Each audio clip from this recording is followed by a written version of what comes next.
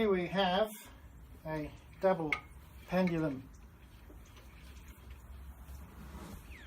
device which I've made. Now these are on the internet and they're generally made of much heavier aluminium, and they actually swing so violently that they can actually easily smash bone.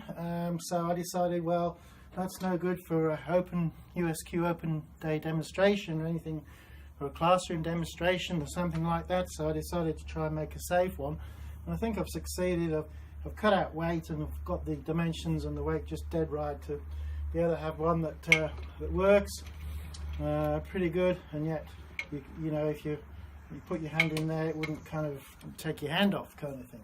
So anyway, they're really interesting to watch because basically they demonstrate, if they don't clang onto the shelf like that, they demonstrate this process of chaos. What we in nature is this system that we call chaos theory, and each time you kind of set the pendulum in motion, you get a different story. Okay, so sometimes it will kind of swing to the right, sometimes it will bang on the shelf.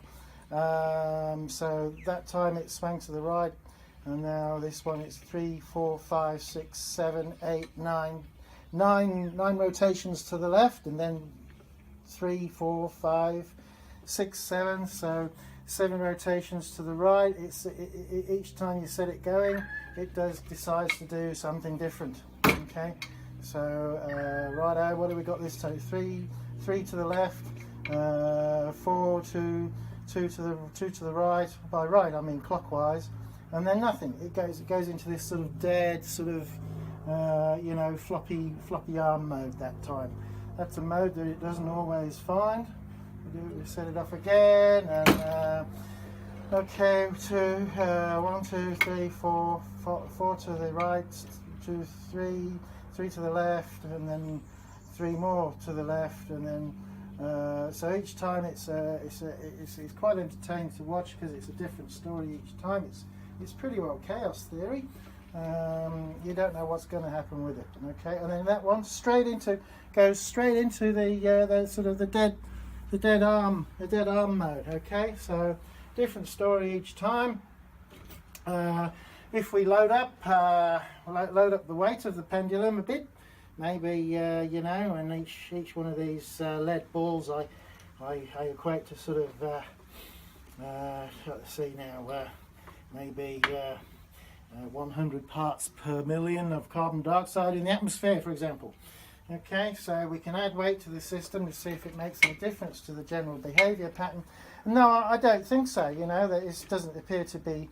Obviously, I've added energy to the system. The system has more energy. It's got more weight in it. I did more work when I initially raised one side of the pendulum up. It's got so, but no, I don't think if we try a few more, I don't think there's any basic change to the. No, there's no basic change to the general. And if you were to play around this with for an hour or two, and record the results and everything, you'd find that there'd be no significant difference in the modes of behaviours from the double pendulum. So let's just make sure by loading up to sort of beyond let's say 200 parts per million carbon dioxide in the atmosphere, we go to 375.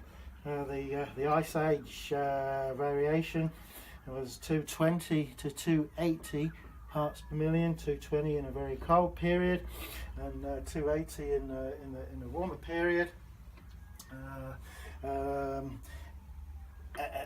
By the end of the Industrial Revolution, humans had put that up to about 375 parts per million. Okay, and we've kept going since the sort of beginning of this century. We've actually managed to, with our continued combustion of fossil fuels, we've actually managed to edge that atmospheric CO2 part per million concentration up to now above 400 parts per million. So okay, so let's really weight the system up with 400 parts per million carbon dioxide, see if it has any the odd shelf bang.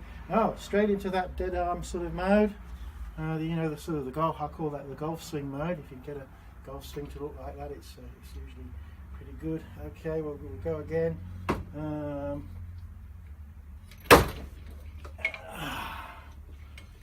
So that one, you know, sort of 3 to the left and 2 to the right, and 3, 4, 5, 6, 7, 8, 9, 10, 11, 12, 13, 14, 14. I've had 25 in one direction, I seem to remember, when there was no added extra weight to the pendulum. Really doesn't make any difference if you add extra weight. Okay, what else can we change? Well, I bought some, I spent a lot of money, $15 on some silicone lubricant with which to lubricate the plain bearing in here. I've got a plain bearing because I know that if you go to plain bearing, you can actually get lower friction than a ball bearing when you're in a low load situation. So if you're not putting a great deal of stress on your bearing, then you can actually get very, very low friction indeed with plain bearings.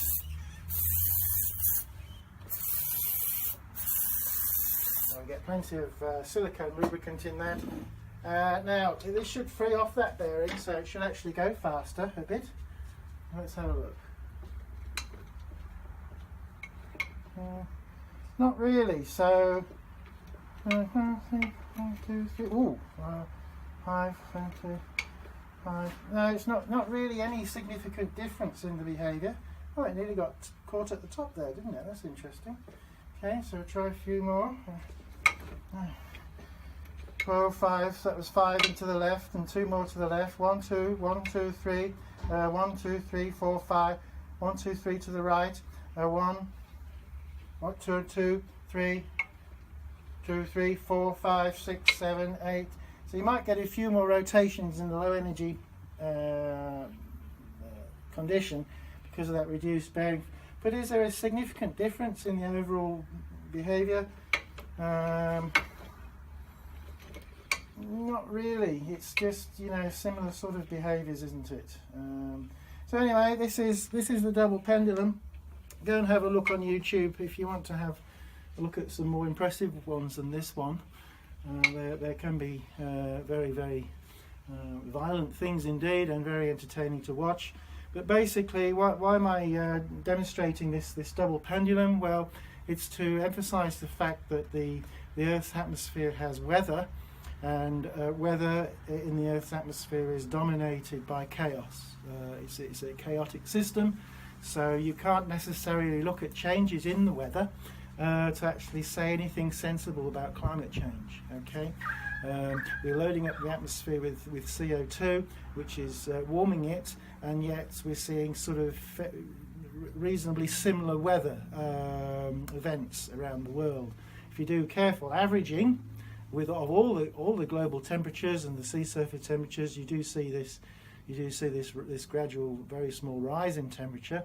You know, so if you were to measure all the the speeds, or the root mean squared speeds or something, after you added the extra weight or the lubricant, you'd be able to detect that from.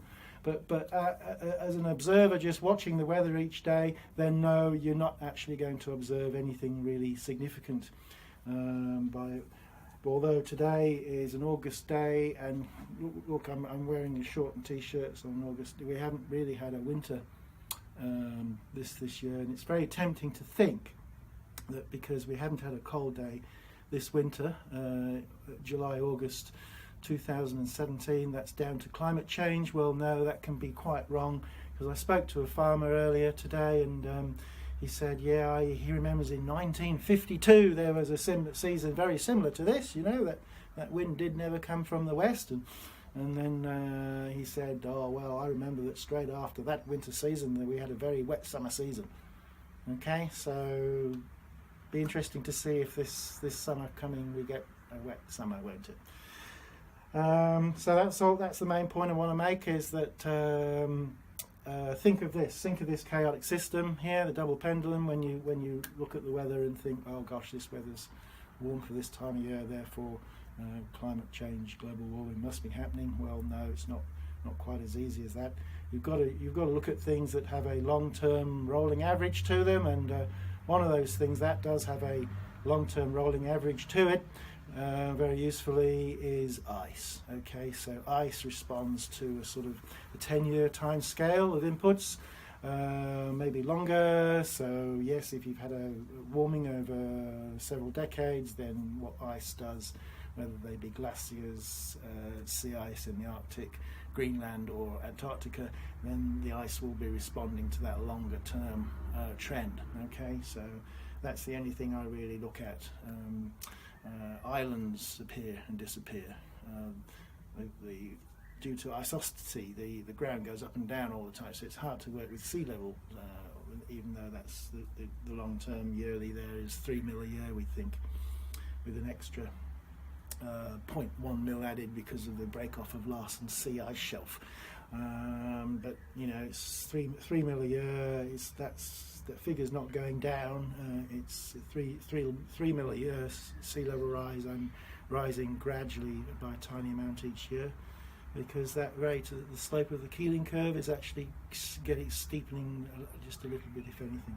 Okay, I'm rambling on again about my favourite topic, climate change, anthropogenic driven climate change.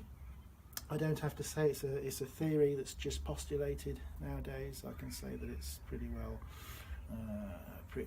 proven, that indisputable, unequivocal, without doubt, that we are changing the climate. But you cannot use the weather. Okay, any observations with the weather on the short term, you know, weeks or months, or even year to year. You've got to look at what's happening with data, temperatures and so forth over the sort of the decadal timescale. Okay, thank you very much. That's enough. And see you later.